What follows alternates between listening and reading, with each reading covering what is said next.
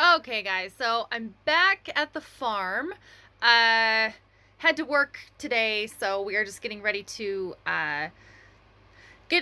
butcher some lambs. The butcher's coming up, and he is a fantastic guy. My husband and I told him if we ever had a sheep business big enough, we would want him to be our personal butcher because um, he really shows the animals a lot of respect. In fact, he won't.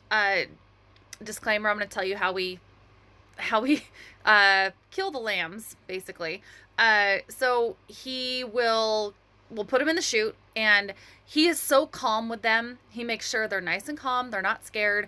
The reason why we don't take them anywhere to butcher them because they know where home is. They have been run through this chute probably several hundred times in their short life because we close the main gate in between the small pen and their run, and we let them run through the chute just to get used to it. So they're back and forth through that chute so many times a day that they've been there. They know where it's at.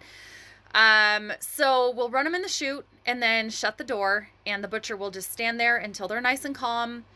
And because the horn plate on all of our lambs that we have right now, they have horns. So the horn plate is really thick. So he just goes behind the skull and quick shot to the brain, and they're done. They die so quickly that even though it's hard for me, I've seen how he does it and how much respect he has for those animals that I don't even blink an eye when he's doing it because he's really respectful. So that's very important.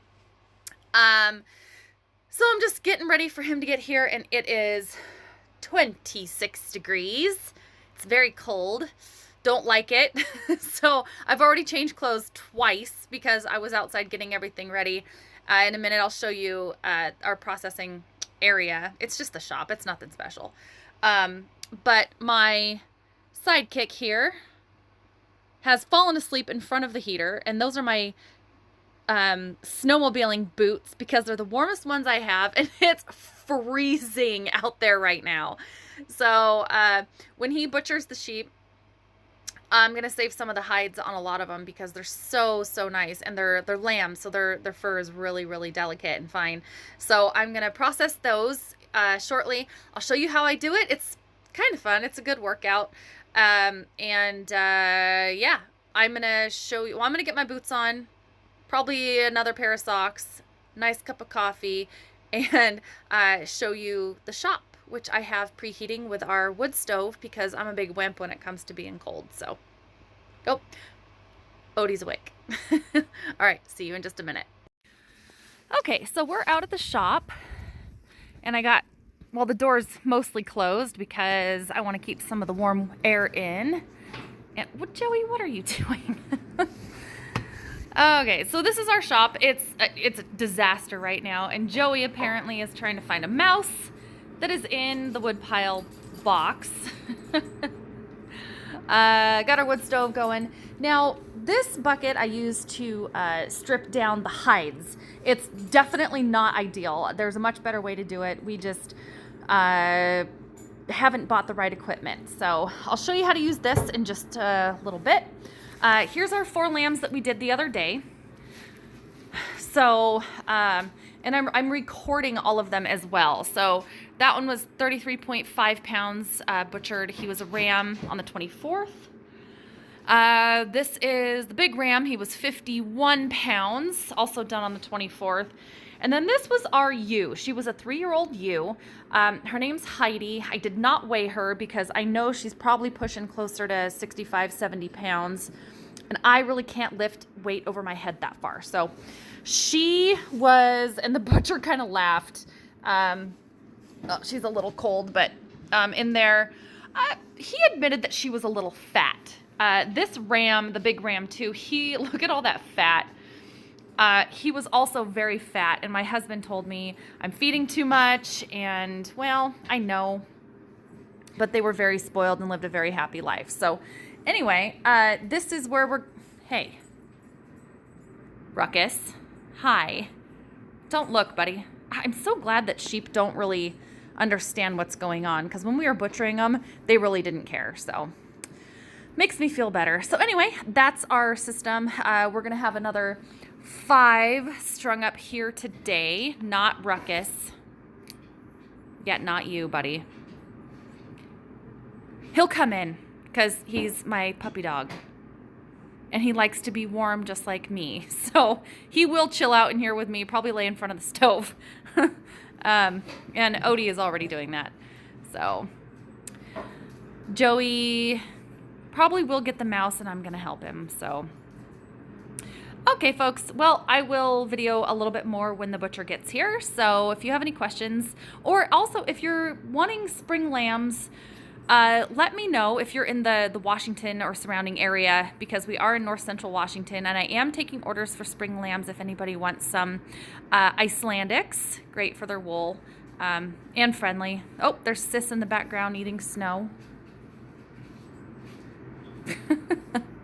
Anyway, see you in just a few. Okay, so these two are laying in front of the stove. We just hung another lamb. It's cold in here, so I'm not worried about it getting too warm with the stove on. So I'm going to show you a little bit of how I do the hide scraping. So try to get you set up to where you can kind of see it, I guess. Sorry, I'm just using my cell phone. This may work. We'll see.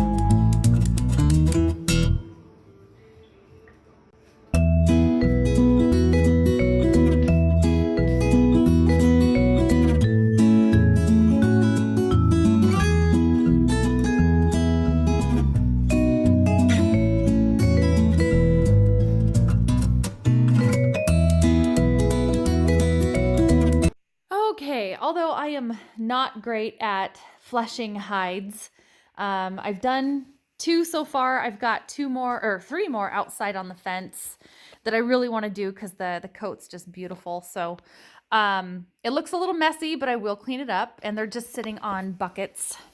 So, or that one's on a propane tank. You use what you got, folks. So this one's a little bloody. He actually laid down or fell over, I guess, in the pile of blood that was in there. So he's really dirty. And I'm calling him probably Chupacabra or or Chewy because man, he just has so much hair. He's gonna clean up nice, but there's just so much hair. It's almost starting to go dreadlocks. So he might not be anything more than a cat bed, probably, because his hair is just crazy. So, okay, a very long day. We just got done. So we got 5 done today, 4 done a couple days ago. So this is our spring lamb harvest. And yeah, our butcher did such a great job. And the amount of respect he shows for the animal is key. I don't think if there was anybody else that didn't show any respect to our animals, I would not hire them. They would not be coming to our farm. So yeah, that's them. And let me show you our other spring lambs. If you've seen my other videos, you've probably seen these little jerks. That's Sis. She's always eating out of the feeder. She is a spring lamb that we are keeping because she's too friendly. Hi, Sis. Hi. Oh, I got blood on me. Sorry, sweetheart. And then that's Ruckus. We cannot get rid of him. I can't anyway. If somebody wanted Sis for a breeding ewe and she was going to be someone's pet or breeding program, yeah, I'd part with her, but not Ruck. He's my buddy. Not getting rid of him anytime soon. He's going to stay here on the farm forever. That's right. He's my cookie monster. He's a big time cookie monster. Oh, cookies?